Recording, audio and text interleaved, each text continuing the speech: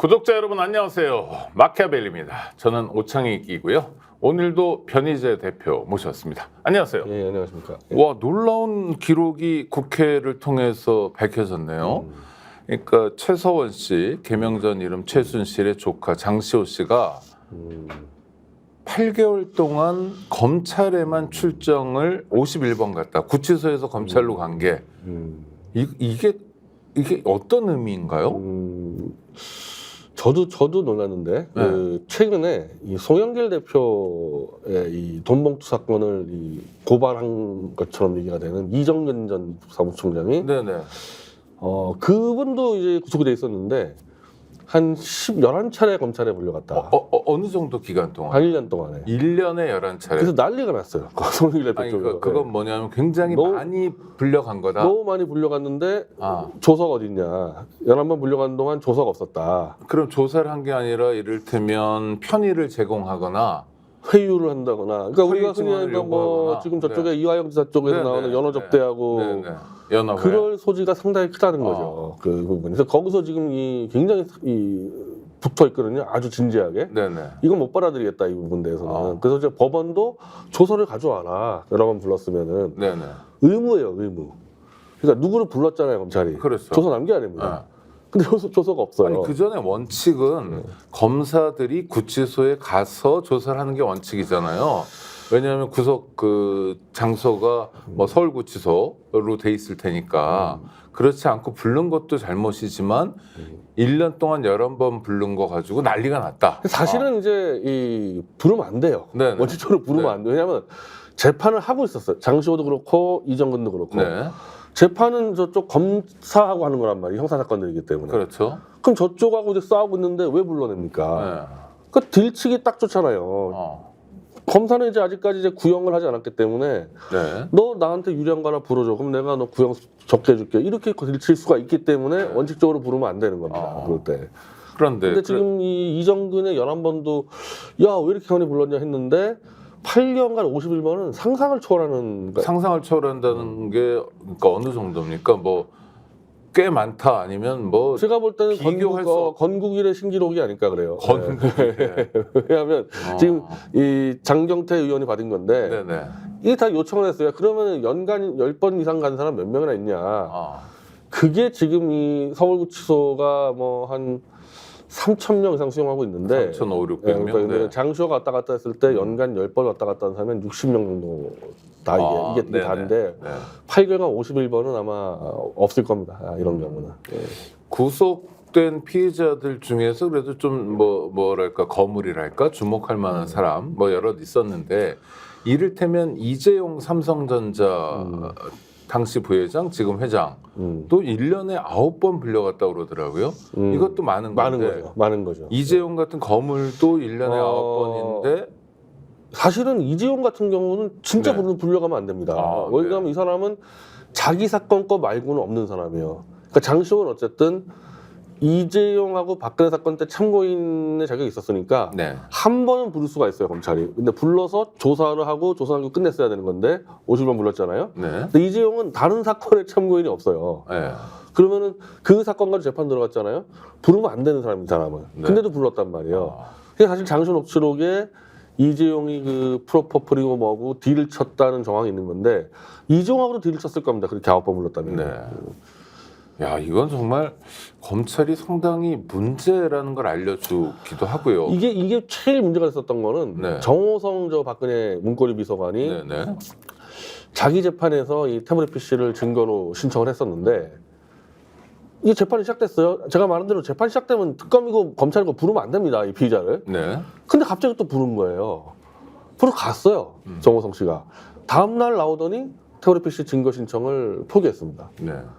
그 실제로 이제 특검에서 회유했던 의혹들이 제기된 거 아니겠어요? 근데 이제 이게 장시호한테는 정도가 아주 심할 정도라는 얘기는 한 건이 아니라 정말 무수한 건을 가지고 지금 검찰하고 이 증언에 대해서 상연했을 가능성이 높다는 거죠. 이렇게. 이거는 저 문제의 탄핵이 예상되는 그 검사 있잖아요. 김영철이라고 지금 북부지검 서울 북부지검 차장 검사인데 이 검사가 그렇게 51번이나 부른 겁니까? 아니면 이 검사를 비롯한 여럿이 부른 겁니까? 아니죠. 김영철 혼자 부를 수 있는 게 아니죠. 아. 이거는 그 당시 팀장인 윤석열부터 네. 한동훈 이건 다 뒤져봐야 되는데 그래서 조서가 있어야 되는 거예요. 네. 누가 불렀는지가 조서에 나오는데 네.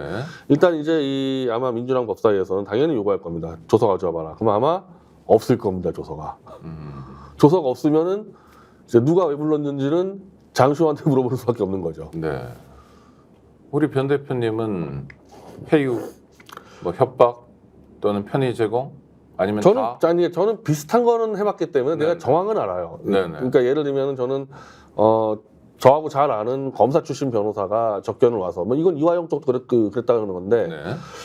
이미 다 탄핵 끝난 거. 야, 태블릿 PC 그 조작만 인정을 하지 말고 최소한 거라고만 뭐 인정하면은 석방시켜주면 되는 거 아니냐. 그래서 그 검사 출신 변호사가 자기 검사하고 만나고 왔다는 거예요.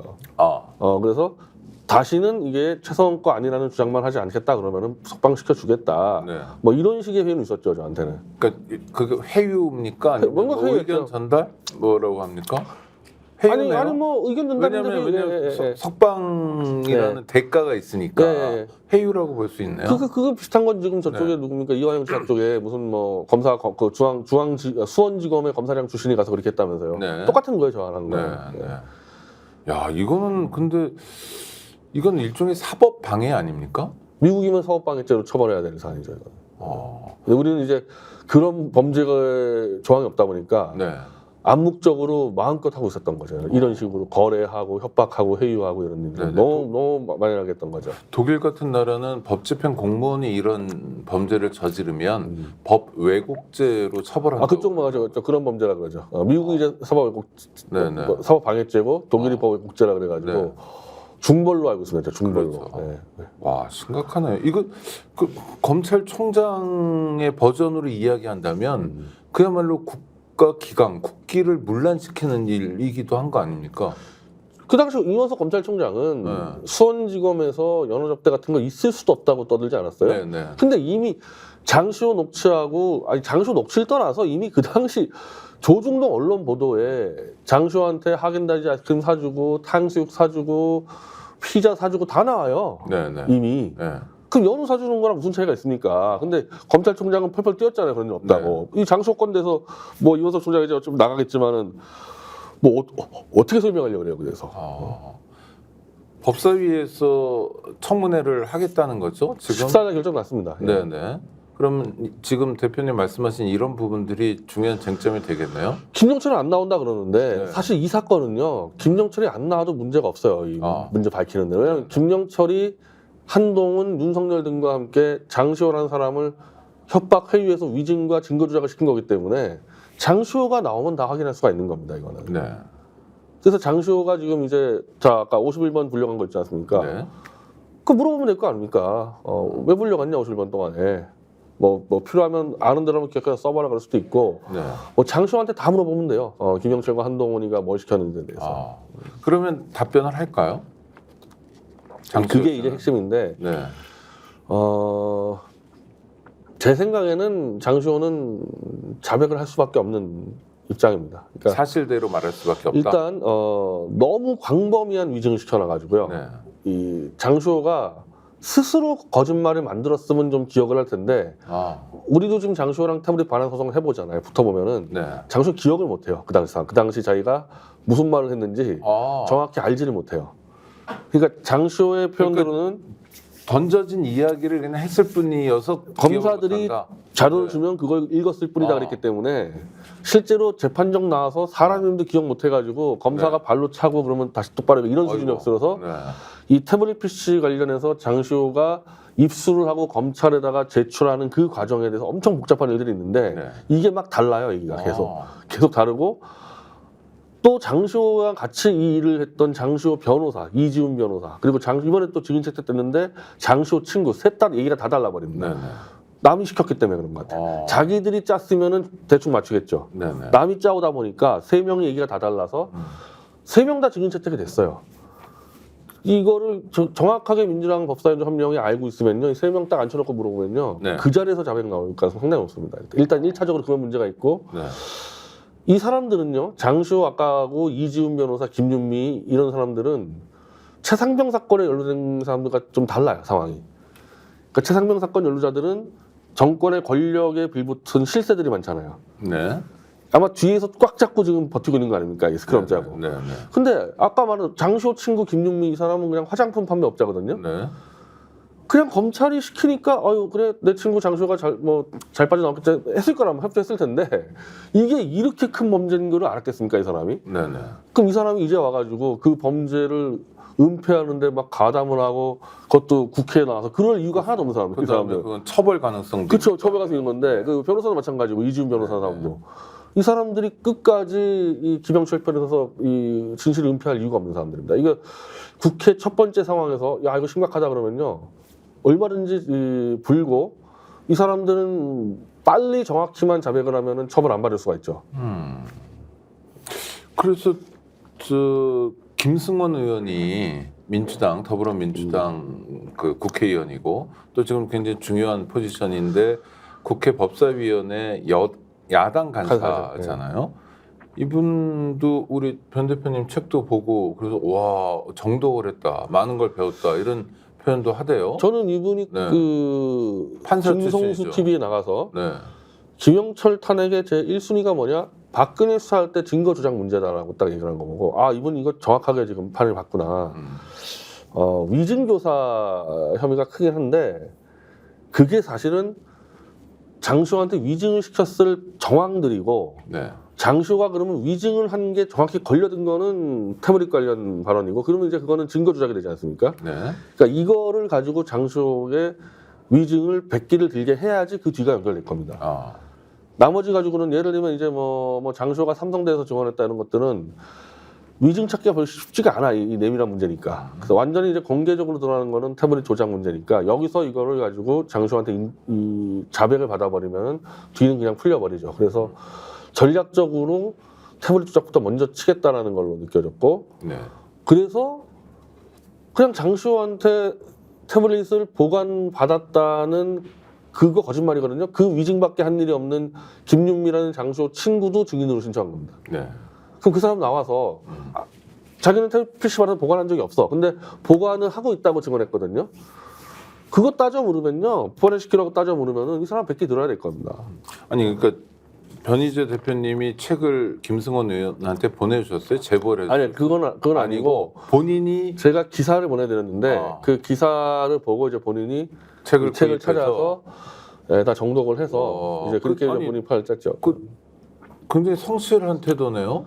국회의원이 그렇죠? 뭐 저도 사실 근데 원래 이게 당연하긴 한데 물론 이제 근데 당연한데 사실 보통- 이런 국회의원을 원래 본 적이 없죠. 그렇죠. 예. 그래서 와. 당연하긴 하지만 그다음에 이 양반이 판사 출신이니까 법조인인데 그러니까 법률 구성이나 네. 이런 것에 대한 기본적인 이해가 있고 이게 범죄가 되는지 안 되는지에 대한 판단이 있는데도 굉장히 뭐 그런 표현을 썼네. 충분히 합리적 의심할 만하다 이런 표현. 이건 신중한 사람이 이렇게 표현했으면 네. 상당히 가까이 가 있는 거 아닙니까? 예. 그리고 이제 우리 증거들도 다 조사를 했는데 네. 증거들도 완벽하다고 판단했기 때문에 아, 이걸로 승부를 걸만하다가 본 거죠. 그러니까 이분이 그거를 이 태블릿 PC를 이렇게 2017년 1월 5일 날 이제 자기들 말로는 장소가 가져왔으면은 네. 그거를 딱 포렌식으로 이제 한 다음에 이제 그 다음에는 이제 밀봉을 해놔야 되거든요. 밀봉해 놓으면은 밀봉한 사람의 이름도 적어서 이 사람 허락 없이는 아무도 못 열어요. 네네. 이게 원래 대검 얘기인데 20일 뒤에 누군가 열고 막 사진을 찍었어요. 네네. 사진 찍다가 자기 얼굴까지 같이 찍혀버렸습니다. 네. 그게 특검제 4팀 소속일 텐데 그 사람이 이제 조작한 그 유력 용의자 아니겠어요? 제가 2년 동안 한동훈, 윤석열, 뭐 김영철 계속 공문 보내가지고 누군지 밝혀라 이 사람. 2년 동안 답변을 못 하고 있습니다. 네. 근데 이 김승원 안 하는 의원이 거죠. 예, 이걸 본 거죠. 아 이거는 명백하다. 네.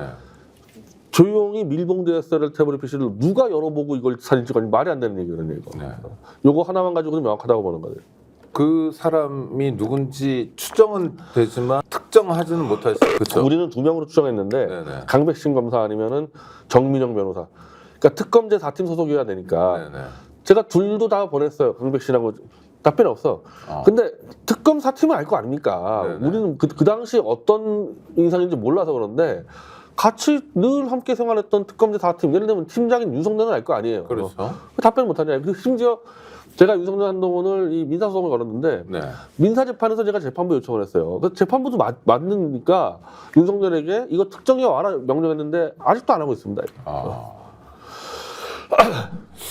그냥 대놓고 법을 무시하는 상황이네. 그러니까 검사 탄핵할 수밖에 없는 거죠. 이렇게 나오니까. 네네. 야 이게 그러니까 김영철 검사 탄핵소추에 대한 청문회가 굉장히 중요한 또 하나의 고리를 푸는 그래서 작업이. 아마 최상병 청문회 때 국민들이 우라통이셨을 텐데 네네. 그거 완전 범죄 조직으로 그냥 똘똘 뭉쳐있는 애라서 그런데 여기는 내가 말한 대로 선의의 민간인들이 많이 개입해 있어가지고 이거 무너질 겁니다. 이거. 네. 심지어 장시호조차도 이 검사들 편을 계속 들어야 될 이유가 없어요. 그냥 자기는 구속된 사람으로서 협박이 어쩔 수 없어 이렇게 얘기하면 되는 사람이 네. 그 뭐하러 그걸 편 들어주겠습니까? 그렇죠. 8월 14일 14일이어서 주목할 날짜가 근데 하나 이게 재밌는 생겼습니다. 게 장시호가 얼굴만 봐도 벌벌벌벌 떨 만한 사람들이 1순위가 최순실이죠. 네. 자기 이모를 위증으로 감옥에 보내버렸습니다. 네. 그리고 박근혜죠. 네. 이재용이죠. 그리고 이거를 파헤친 저하고 강진구인데 이 5명을 증인해서 모두 뒤로 뺐습니다. 네. 원래는 전 다 들어가는 줄 알고 있었거든요. 어.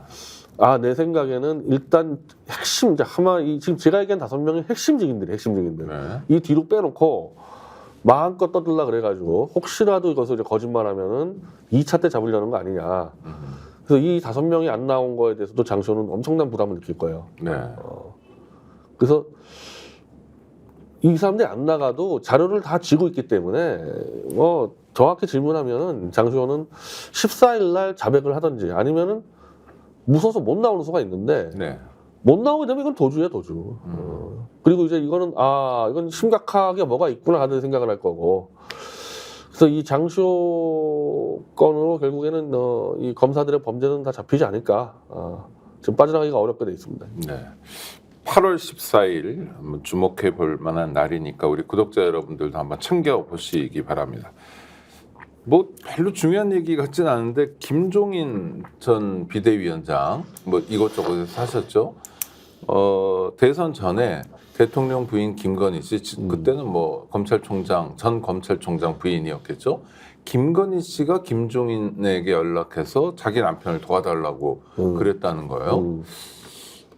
약간 묘한 장면 같아 보이기도 해요. 왜냐하면 하여튼 김종인 어떤 면에서 거물 아닙니까, 그렇죠? 또 정권 창출에 이곳저곳에 기여하기도 했고 역할도 했고 그런 사람에게 선거를 도와달라고 한다면 윤석열 본인이어야 되는 거 아닌가요? 본인이 해야죠. 이거 어떻게 해석해야 되나요? 정말 김건희 역할론이라는 게 존재하는구나 이렇게 해서. 선거 기획을 김건희가 했다는 얘기죠, 이 정도면. 네. 아니 뭐 김종인 뭐 전화번호 몰랐을 리도 없고 윤석열. 네네. 그리고 이 격식에도 안 맞아요. 그렇죠. 격식에도 이거는 나이가 많잖아요. 이건 어른이고. 후보가 직접 전화를 해야 되는 건데 와이프가 전화했지. 그럼 아마 이상하게 생각했을 겁니다, 김종인 씨가. 네. 그 이상하게 생각하니까 지금 얘기를 그렇죠. 하겠죠. 이제 와서. 네. 결국에는 선거 기획까지도 김건희가 다 짰다고 이제 볼 수 있는 거죠, 그러면. 그러면 국정에 상당한 정도의 영향을 미치고 있다든지 뭐 최상병 사건에서도 대통령 부인 김건희 씨 얘기가 나오잖아요. 이런 것이 상당히 개연성이 있다는 걸 보여주는 것일 수도 있겠네요. 생각보다 우리가 생각한 것보다 훨씬 더 깊이 있을 수 있는 거죠. 그러니까 우리가 막 윤석열 정권 막 이상한 일들 많이 벌이는 것들 있지 않습니까? 의사들이 막 거의 때려 죽이는 수준인데 이런 것도 무슨 김건희 쪽은 이게 아닌가? 왜 저렇게 무슨 의사한테 원수 준 것도 아닌데 왜 저렇게 하냐? 근데 아니 그렇기도 하고 출구가 없어요 지금. 그렇죠? 그냥 1년 날려버리는 거고 의사들 또 전공의들 이런 사람들은 감수하겠다는 거 아닙니까? 그럼 내년에는 무슨 답이 있나?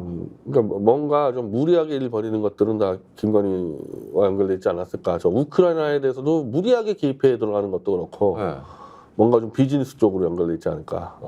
그런 의심을 할 수밖에 없죠. 합리적인 의심 같습니다. 그러니까 그 문제도 또 우리가 챙겨봐야 돼요. 의사들 문제도요. 저게 지금 이 재벌의 이 민영화 문제하고 병원 영리화 문제하고 이 원격 의료 시스템 문제와 연결돼 있습니다.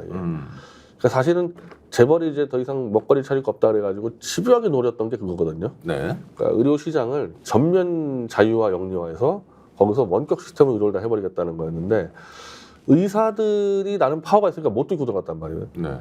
이걸 지금 윤석열 정권이 그냥 의사를 다 때려 죽이고 있는데 만약에 의사 이거 때려 죽이면서 이게 시스템이 파괴되잖아요. 그러면은 어쩔 수 없이 원격 진료해야 되는 상황이 벌어질 수가 있어요. 시스템이 없다 보니까. 네. 그럼 거대 병원 몇몇이 시스템으로 그냥 퍼지고 이렇게 되면은 또 건강의료보험 시스템이 무너질 수가 있는데 이 또 재벌이 노리는 게 이 영리보험들도 노리고 있거든요. 네. 그래서 이걸 누군가 저는 이거 이 윤석열 쪽에다가 이 단순히 무슨 뭐 의사들 뭐 때려잡는 문제가 아니라 뒤에 이권 사업과 연결돼 있다고 저는 보고 있었는데 그런 스타일들은 주로 김건희 인맥들이죠. 그런 스타일들은. 근데 만약 그렇다면 굉장히 무서운 얘기인데요. 그러니까 너무 이상하잖아요. 국민건강보험 체계를 무너뜨리고 예, 예. 사보험들이 예. 들어온다는 거 아닙니까? 그러면은 뭐 보험료가 굉장히 올라갈 거고. 한 비슷해 미국식 되는 거예요. 흔히 말하는 미국식 같은 경우 술 한 번 하면은 뭐 5억 들어가고 뭐 이렇게 되는 거죠. 911 한번 부르면 예. 뭐 보험 예. 가입 안 하는 예. 사람 1,000만 원 들어오고 뭐 이런 거요. 예, 그렇게 되는 119 거죠. 부르면 예. 1,000만 원. 대한민국도. 예, 그리고 이제 나머지 사람들은 원격 의료로 그냥 떼어버리고 이런 식으로 미국처럼 가는 거죠. 뭐. 미국에서 배울 게 많겠지만 정말 의료 미국의 시스템은 오바마가 배우면 안 되잖아요. 오바마가 한국 거 보고 백과가서 해보려는 게 그렇죠. 오바마 케어였죠. 케어죠. 근데 와. 그것도 쉽지 않았는데 이제 아. 망해가는 미국 시스템을 한국이 지금 베껴가겠다는 건데, 그러니까 임성근 사단장도 그렇고 지금 왜 저렇게 무리하게 하냐 하고 보면은 뭔가 사업과 연결되는 것처럼 느껴지는 게 있잖아요. 네. 나중에 저거 이제 왜 저렇게 러시아한테 찍히면서까지 우크라이나 가서 설쳤냐. 네. 저거 분명 우크라이나 재건 사업 문제 있을 거고 아마. 근데 윤석열 쪽 라인들은 그런 스타일들이 아니잖아요. 다 검사들이고 이런 네. 데인데 되게 비즈니스 브로커들은 다 김건희 인맥들 아닙니까? 아이고. 심각하네요. 그 정말 예의 주시해야 되겠습니다. 그렇죠? 이거 따져봐야. 이건 나중에 이거 윤석열을 끌어내려도 이거 회복하는데 거의 몇 년 걸릴지 몰라요. 지금 제가 말씀드린 이 세 가지 파트들은 네네 그렇죠. 의료 시스템 이거 언제 될지 모르고 저 우크라이나 건드린 거는 나중에 러시아한테 어떤 보복 당할지 모르고 네. 보통 사람들이 아니죠. 러시아나 중국은 대한민국의 시간하고는 좀 다르잖아요. 우리는 5년 만에 뭐 시간도 바뀌고 그러지만 거기는 시간이 굉장히 길게 가지 않. 그러니까 뒤끝이 꽤 오래 가는 시스템이기도 아니 하고. 권위주의 네. 정권이라는 게 네. 자기 가오를 무너뜨리면은 그럼 반드시 보복을 해서 버티는 정권들이거든요. 네네. 그게 쓸데없이 권위주의 정권들이 폭력을 휘두르는 게 아니고 그걸로 버티는 정권인데 푸틴이 볼 때 얼마나 이 망신이 나겠습니까? 막 짱돌 집어 던지고 푸틴한테. 네. 그리고 지금 뭐 미국 대선이 지금 이제 치열한데 네.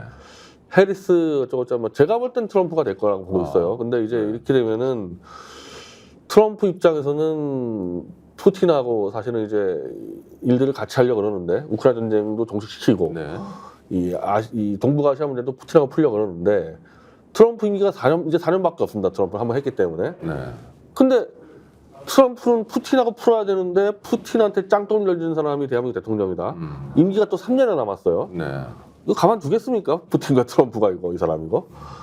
그럼 그 사람들이 그냥 조용히 뭐 윤석열 한 명만 제거하면 되는데 그게 아니고 대한민국에다 보복 잘못하면 뭐 다 그냥 뚜둥 맞는 거죠 그냥 이게. 아이고, 듣는 얘기 다 하나하나가 심각하고 좀 두려움도 생기네요. 네. 국민의힘 얘기 잠깐 해보겠습니다. 이게 중요한 이슈인지는 잘 모르겠는데 정책위 의장이 바뀌었어요. 어떤 의미가 있는 겁니까? 이게 뭐 윤한 싸움에서 한동훈 대표가 윤석열 대통령에게 이긴 거다 이렇게 보는. 그렇게 해석을 할 수밖에 없죠 이 언론사들은. 왜냐하면 유산 싸움이 있는 걸로 국민들은 사기쳐왔기 때문에 네. 한동훈이 손을 제압했다고 또 사기칠 수밖에 없죠. 근데 그 과정이 얼마나 화기애애했습니까? 네. 한 번 화기애애. 만찬하고 네. 또 따로 불러서 얘기하고 당리는 한동훈이가 알아서 할 거다. 한동훈이가 다 맡아서 할 거다. 그래서 깔끔하게 한동훈이가 그냥 힘을 받으니까 정정식도 어떻게 버틸 수가 없으니까 스스로 물러나고 그리고 이제 김상훈이라는 저 TK 사람 데려오고 그냥 너 부드럽게 일쳐야 되지 않았어요? 네. 그 한동훈하고 윤석열이 이제 한마디로 제가 늘 얘기했듯이 범죄 공동체다 보니까 처음에는 좀 한동훈 말고 딴 놈 없나 찾다가도 결국 한동훈이 들어오면 손 잡을 수밖에 없다 그랬었고 일정적으로 한동훈 밀어주는 거죠 윤석열이. 불협화음이 없다. 한 번도 없었죠 지금까지. 네. 예. 한동훈 당선된 다음에 지금까지 한 번도 없었죠. 갈등도 한 번도 없고. 없었죠. 그리고 대통령실에 이렇게 뭐 밥이야 공식적으로 또 낙선자들까지 먹은 거니까 그렇다 치더라도 비공식 회담처럼 이렇게 불러서 하는 거는 되게 이례적인 거 아닙니까? 아주 이례적이죠. 네. 그건 아주 이례적이죠. 그다음에 회담 사실도 나중에 밝혔잖아요. 그거는 완전히 이제 윤석열과의 거의 최측근만 가능한 건데 네. 한동훈은 한동훈 최측근이 맞잖아요. 윤석열 맞죠. 최측근이 맞죠. 네, 그러니까 네. 예를 들면은 박근혜 때 김무성 당대표랑은 만난 적이 한 번도 없어요. 나중에 그것 때문에 탄핵했다 그러는데 네. 김무성이 몇 번의 오더를 넣었는데 한 번도 만나준 적이 없어요 박근혜가. 그러니까 공식 행사에서만 네. 먼발치에서 보는 관계. 네. 네. 그런 정도인데 그때도 근데 뭐 김무성과 박근혜가 전쟁을 벌이니 뭐니 이런 식으로 가진 않았습니다. 네네. 불편한 관계라고 했었지. 네. 근데 지금 한동훈하고 윤석열이 서로 죽이니 뭐니 뭐 얼마나 그딴 식으로 보도했어요. 조중동 주도해가지고. 네. 그게 말이 되냐고 그때 딱 불러가지고 비공식으로 아마 수많은 논의를 했을 겁니다. 그 자리에서 김영철 탄핵 문제부터 해가지고 저 청담동 술자리 자기들이 비리 걸린 것들 다 얘기했을 겁니다. 그러면은 윤석열과 한동훈이 최소한 딴 건 몰라도 박근혜 국정농단 수사에서의 조작 수사 한마디로 김영철 탄핵건하고 청담동 술자리는 같이 걸려 있거든요. 네. 근데 이게 지금 터지잖아요. 지금 이게 터지는데 둘이 뭘 싸우고 있어요. 그래서 한동훈이 요청을 했겠죠. 이거 내가 다 막아드릴 테니까 좀 나한테 맡겨달라. 그래서 그럼 네가 알아서 해라. 이렇게 됐겠죠. 네. 이진숙 씨 청문회를 보면서 많은 사람들이 좀 놀라기도 하고 그랬는데 결국 방통위원장이 됐습니다. 하자마자 바로 뭐 의례적인 뭐 보통 현충원도 가고 뭐 그런 거 전혀 안 하고 바로 그냥 KBS 한국방송공사하고 박문진 MBC 대주주죠. 여기 이사들 선임해 버렸는데 이건 어떻게 봐요? 급하죠. 네. 급하다. 뭐 그것 때문에 들어왔으니까 지금 이제 MBC 박문지사 임기가 12일 날 마치니까 네. 급하게 가서 뭐 다 처리했더라고요. 네. 네. 싹 다 처리했기 때문에 아마 이제 박문진 이사들의 임기가 10일 시작되면은 MBC 사장 교체하고 뭐 수순을 밟겠죠. 네네. 근데 이진숙 위원장은 방통위원장 사표를 낼 거냐 안 낼 거냐 해서 근데 지금 안 내는 걸로 얘기 되고 있는데 네, 탄핵 소추에도 불구하고 직무정지 상태로 뭐 지금 있겠네요. 상태로 이제 가서 이 재판을 받겠죠 헌재. 네. 근데 저는 이진숙 위원장은 아마 두 가지를 남들이 있다고 볼 텐데 방통위원장의 그 헌재 재판에서 좀 유리하다 싶으면은 계속 가서 이겨서 방통위원장 하면 되는 거고 네네. 여의치 않다 싶으면은 그냥 MB 사장으로 가도 된다 이거 자기는. 그 두 가지를 다 아마 허락 받았을 겁니다 윤석열한테. 네. 그 정도 했기 때문에 가서 청문회 가서 그 어떻게 보면은 정말 얼굴에 철판 깔고 그냥 막 간 거 아니겠어요? 네. 그 정도는 다 용납됐을 거예요. 그래서 오히려 방통위원장으로 가는 것보다는 MBC 사장으로 갈 가능성도 높다고 저는 보고 있습니다. 네. 어떻게 되든 정말 심각한 상황 같은데 이를테면 이 법인카드 문제 가지고 굉장히 좀 추악하다 할까 이런 모습들이 드러났잖아요. 그러면 보수에서도 또는 국민의힘 지지자들이 보기에도 좀 민망하거나 왜 저런 사람을 꺼내가지고 이렇게 창피를 당하냐 뭐 이런 여론이 만들어지진 않나요? 아니 근데 오히려 이 여론이 정 반대로 돌아가고 있던데 보수정에서 MBC 노조를 끝장내겠다 하다 보니까 무슨 뭐 부정을 하든 뭐 부패를 하든 네네. 일단 MBC 노조 끝장내겠다고 해가지고 지금 뭐 박수를 받고 이진숙 씨도 아마 자기 명분은 한마디로 이제 전 국민에게 망신당했단 말이에요. 네네. 근데 한 소수의 20-30%의 보수 국민을 꽉 지지를 받고 갈 명분은 MBC 노조 때려잡는 거거든요. MBC가 노영 방송이다 네. 이런 프레임이죠. 네. 제가 그래서 방통위원장보다 MBC가 갈 가능성이 높다고 보는데 아마 그러면은 이제 자기 명분 찾기 위해서라도 전쟁을 벌이겠죠. 아마 전쟁을 벌일 겁니다. 예. 근데 그 결과는 다 국민이 피해를 보는 거 아닙니까? 시청자들이 좋은 방송을 볼 권리도 있고 또 파행을 거듭할 근데 거 저는 이제 이 부분 대해서는 우리가 이제 좀 이제 공영방송대에서 근본적인 결단을 내릴 필요가 있다. 이런 식으로 계속 정권 바뀔 때마다 이게 반복이 되고 있는데 계속 이렇게 갈 거냐. 이게 지금 강도가 점점 높아졌어요. 계속 그 정도. 네네네. 아 그렇죠. 그렇죠. 그럼 정권 또 바뀌면 그 이제 이러다가 반대 이제 파도가 또 예를 들면 이재명 대표 또 들어오잖아요. 네네. 그럼 또 들어와서 그럼 이제 MBC 또 보수파 또 쓸어버린다 이럴 거 아닙니까? 아, 이게 이전 더 이상 이 체제는 안 된다. 그러니까 이진숙 하나가 저거 망나니 탄다는 거 보기보다는 이번 기회에 고용방송 전면적으로 다 개편하든지 아니 없애든지 아니면 뭐 뭔가 이거는 대안을 내야 돼요. 네. 이대로 못 갑니다. 이거는. 그래서 방송법 개정도 하고 그런 건데 그런 건 어떻게 평가하세요? 거기서는 이제 이사수를 굉장히 늘려가지고 공영성을 강화한다 뭐 이런 아니었는데. 근데 사실은 그게 이명박 때 사실은 저희가 만든 안인데 아, 보수에서 네. 만들었어요. 네. 보수에서 강준만 교수한테 자원마다를 만들었었는데 네. 항상 그 여당 때 안 하니까 네. 다 야당 되면 하니까 아, 지금은 어떻게 보면 거들떠도 안 보죠. 네. 아니 문재인 때 안 하고 왜 이제 왔냐 이렇게 돼버리지 않습니까? 그렇죠. 그래서 저는 아마 MBC가 거의 뭐 전쟁터가 될 텐데 네. 뭐 그때쯤 되면은 다시 강준만이든 뭐 좌우 인사들의 대안됐던 사람들이 여러 명 있습니다. 이거 네. 좌우 다 같이 뭉쳐가지고 아, 새로운 대안 잡아야 될 것 같아요. 언론 학자들도 있고 그러니까 또 언론 관련 활동가들도 그러니까 지금까지 있고. 언론학자들이 또 다 양쪽에 줄 서가지고 뭐 의원단 했단 말입니다. 그 꼴이 뭐냐 MBC 꼴 난 거란 말이에요. MBC. 당장의 MBC도 문제지만 하여튼 10년, 뭐 20년. KBS도 마찬가지거든요. 네, 네. 지금 정도가 돼서 그렇죠. 아, 최악의 경우 저는 민영화는 안 된다는 게 이미 드러났어요. 네. 원래 보수는 민영화가 돼야 되는데 네. YTN 하는 꼴 보면 민영화는 아니라는 답 드러났습니다. 이거 민영화를 제외하고 제3에 대한 찾아야 되는 거죠. 네. 당장의 문제를 푸는 것도 중요한데 방송 문제를 앞으로 어떻게 가져갈 건지에 대해서도 우리 사회가 고민을 해야 된다. 중요한 말씀 같습니다. 그리고 또 궁금한 게 그 이진숙 방통위원장이 방문진하고 KBS 이사만 바꾼 게 아니라 코바코 방송 광고공사죠. 여기도 바꿨다는데 이것도 뭐 중요한 포인트입니까? 민영삼 씨가 이해할 수 없는 인사죠. 뭐 아. 이해할 수 없는 인사죠. 네.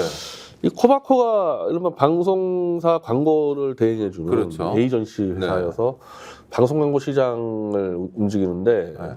민영삼 씨는 방송 일을 해본 적이 없어요. 아. 광고 일을 해본 적도 없습니다. 네. 이 사람이 왜 방송 광고 사장을 하는지 원래 뭐 하시던 분이죠? 민주당에서 정치했어요. 네? 민주당에서 정치했어요. 민주당? 민주당에서. 네, 민주당 호남 쪽 정치하다가 네. 그냥 시사평론 하다가 넘어와서 유튜브 했는데 아. 아니 어쨌든 이 코바코는 방송을 했든지 광고했든지 둘 중에 하나는 해야 되는데 언론이나 광고나 네, 전문 언론도 그냥 이 종이신문 안 됩니다. 네, 이게 네. 방송을 해야 되는데 아. 뭐냐 이거 이 사람 도대체. 네. 저는 뭐 잘 아는데 이분을 아니 시키더라도 하면 안 되죠. 시키더라도 본인의 그게 아니잖아요 이거. 네.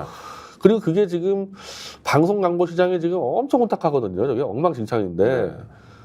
그걸 개혁할 수 있는 지식이나 마인드나 의지도 없을 테고 분명히. 또 그렇다고 또 이 사람이 그러면 그 광고 잡고 뭐 해서 보수 유튜브에 광고 밀어줄 거냐 그것도 안 할 거란 말이에요. 그냥 민영삼 씨 하나 월급 챙겨주는 것밖에 없는 건데 아 월급이요? 네. 월급 뭐 그렇게 많지도 않아요 따지면 그렇습니까? 뭐 한 2억 되나 연봉? 아니 그게 많은 거죠. 아니 유튜브로 이 사람이 얼마나 버는 사람인데 그래요? 네. 유튜브 자기 유튜브 비하면 그거보다 많이 봅니까? 아니, 유튜브 많이 법니다 이 사람이. 그러니까 뭘 할지 도저히 이해가 안 되죠. 그러니까 낙하산도 좀 기본적으로 개연성이 있어야 되는데 근데 그게 전혀 저는 없다. 예전에 우리 MB 정권 때 여기는 이원창 씨를 갖다 앉혔는데 네네. 이원창 씨는 언론인이란 말이에요. 언론인 출신. 네. 근데 어쨌든 코바코 노조가 셉니다 여기도. 네. 그 이원창 씨는 뭐 이명박에 줄선 사람이니까 이 중립성에 위반되는 사람 아니에요. 그러니까 이원창 반대하고 대모하고 이러는데 이원창 씨는 자기가 코바코만 들어가면은 노조 때를 잡고 광고 뭐 보수 밀어주고 막 떠들었잖아요. 네. 근데 들어가자마자 노조한테 잡혀버리니까 노조하고 술 마시고 그냥 그러다 끝났어요. 민영삼 씨요? 딱 이원창보다 더 문제 생기겠지 아마. 근데 이원창 씨는 그래도 기본 자격은 내는 사람인데 이 사람은 아무것도 아니잖아요. 네네. 지금 노조가 반대하고 있거든요. 네. 그럼 들어가서 노조하고 술 한번 마시고 끝날 겁니다. 그러면 이제 아마. 야. 경찰청장 인사청문회를 할 때 보니까 백혜령 경정이라고 야 이분이 이런 증언도 하나 아주 주목할 만한 얘기들을 하고 그러는데 이 문제는 어떻게 보십니까? 그러니까 외압이 있었다는 거죠 세관 수사에서. 그거는 지금 있었다는 건 거의 지금 드러나고 있는 거잖아요. 네네. 있었다는. 근데 왜 그랬는지를 모르잖아요. 왜 그랬는지를. 어떻게 보세요? 왜 그런 거예요? 아 근데 이건 만약에 이게 캐기 시작하면 이건 정말 장난이 아닌 건데 네. 왜냐하면은 무슨 마약을 무슨 뭐 국내 유통하는 부분들을 뭐 봐줬다가 아니라 네. 관세청이라는 것은 국제 유통이 들어오는 거를 봐줬다는 얘긴데 그렇죠. 그러면은 세관. 그러면 마약이 네. 국제 무대에서 한국으로 들어오는 이 시장을 열어준 거 아닙니까? 네. 그러면 국제 범죄 조직하고 연결되잖아요. 네. 이렇게 되면은 마약과의 이 전 세계적으로 전쟁 벌이는 나라가 미국인데 예. 그래가지고 저 파나마에 저 예전에 아마 기억나실 겁니다. 20년, 30년 전에 노리에가 대통령이 네. 네. 마약 유통 그거 슬슬 봐줬다가 미군에 체포됐잖아요. 그렇죠. 그러니까 그 정도로 민감하게 보는데 이거 만약에 따지고 들어갔을 때 관세청의 이 공무원들이 국제 마약 조직과 연결돼 있는데 이걸 수사하는데 한국 정부가 무기시켰다? 이거 큰일 나는 수가 있죠, 이거. 그래서 좀 아직까지 내가 납득이 안 돼서 이거는 네. 정말 그건지 마약 조직과 연결된 건지 네. 이해가 안 돼요, 이거. 아니 그러니까 저 정말 이해가 안 되잖아요. 네. 또 이해가 안 되는 거는 뭐냐면 윤석열 정권이 마약 수사를 강조하고 있거든요. 이원석 검찰총장도 2년 내내 마약 얘기만 하다시피 할 정도로 했고, 그렇죠? 또 검사들이 마약에 대해서 마약이라는 게 경찰과 달리 우리가 마약 수사를 많이 해야지 하면서 자기네 일감을 만들고 국민을 위해서 봉사하는 이미지도 갖는데 마약을 쓰고 있는 거 아닙니까? 그래서 이태원 참사 때도 마약 수사를 위해서 대규모로 뭐 인력을 파견했다 뭐 이런 얘기들이 있는 거 아닙니까? 그런데 한쪽 구석에서는 마약 수사를 못하게 했다. 이게 어떻게? 아니 더군다나 이 국내 유통 조직도 아니고 국제 유통 조직을 지금 풀어줬다는 얘기인데. 네. 어떤 힘이 작용됐을 거라고 그러니까 보세요? 제가 아직까지는 이건 모르겠는데 혹시라도 네. 노리에가처럼 국제 마약 범죄 조직과 연결돼 있다 그러면은 아이고. 주한미군에 체포될 수 있어요, 진짜. 그런 식으로 하면은. 아이고. 아니 근데 뭔가 센 힘이 작동된 거잖아요. 그렇죠? 수사를 무마시킬 수 있었던. 관세청에서의 마약 이 문제를 수사 무마시켰다. 하여튼 제 그런 사례가 있을까 정도로. 없죠. 네. 그러니까 다른 정권은 마약 전쟁 떠들지 않았다는 얘기들은 국내 유통 얘기하는 건데 네. 국제적으로 들어오는 거를 봐주는 정권이 어디 있습니까? 그러니까요. 그런 정권이. 그거는 뭐 어느 나라도 안 되는 거죠. 이것도 되게 무서운 이야기일 수 있겠습니다. 양평 땅이나 차상명권하고 비교가 안 되는 거. 이게 맞다 그러면 이거는. 그렇죠. 양평 땅이야 뭐. 국내에서 비리 이거지는 거고 이건 잘못하면 국제적 연결돼 있는데요. 아니 그리고 마약이 국내로 유입되면 대한민국 국민들은 마약에 노출될 가능성이 더 높아지는 거고 사실 마약이 퍼지게 되면 그야말로 나라 망하는 거 아닙니까? 그러니까 저는 우리가 흔히 얘기하는 저 권위주의 정권 이런 데서는 네네. 국제 마약이 유통됐다 그러면 막 그 공무원은 거 아마 100% 사용시킬 겁니다. 아마. 근데 이거 수사를 막았다는 거잖아요. 네네. 있을 수 없는 일이죠. 그러니까 그러니까 대표님 이해가 안 돼서 분석과 해석이 안 되는 사건이잖아요. 아니 기껏해야 그냥 검사 출신의 증거나 조작하는 인간이 무슨 국제 마약 조직과 연결됐겠어요. 근데 왜 봐줬냐 이거지. 관세청. 근데 관세청의 이 공무원들은 국제 범죄 조직과 유착이 될 소지가 상당히 많기 때문에 네네. 철통 관리하는 거거든요. 네네. 그래서 진짜 이제 웬만한 국가들을 막 사용시키고 하는 겁니다 그런 것들을. 근데 이걸 봐줬다는 게 이게 도저히 이해가 안 되는 거죠. 이것도 굉장히 중요한 포인트로 예의주시하고 있어야 되겠네요. 야 이건 진짜 특검 들어가야 되는 사안이거든요. 진짜. 아니 그러니까 지금 윤석열 정권 2년 넘어가면서 특검을 해야 될 사안들이 차곡차곡 쌓이고 있고 대표님 말씀하신 것처럼 그게 너무 많은 정도인데 역시 정권 종식밖에 답이 없는 겁니까? 그러니까 틀어 막고 있는 건데 뭐 하나라도 터지면은 이제 뭐 줄줄이 무너질 건데 뭐 제 생각에는 결국 장시호 사건이 터지지 않을까요? 왜냐하면 장시호 사건은 보수도 지금 이거를 지지하고 있기 때문에 이 부분 대해서는 보수도 밝히라는 요구를 하고 있어서 보수의 빗장 수비가 풀려 있는 유일한 사안이거든요. 이게. 알겠습니다. 8월 14일 뭐 그 이전에도 저희가 방송을 또 하겠습니다만 8월 14일이라는 날짜를 각자 수첩에 좀 적어 놓도록 하겠습니다. 오늘도 고생하셨습니다. 구독자 여러분 감사합니다. 네, 감사합니다.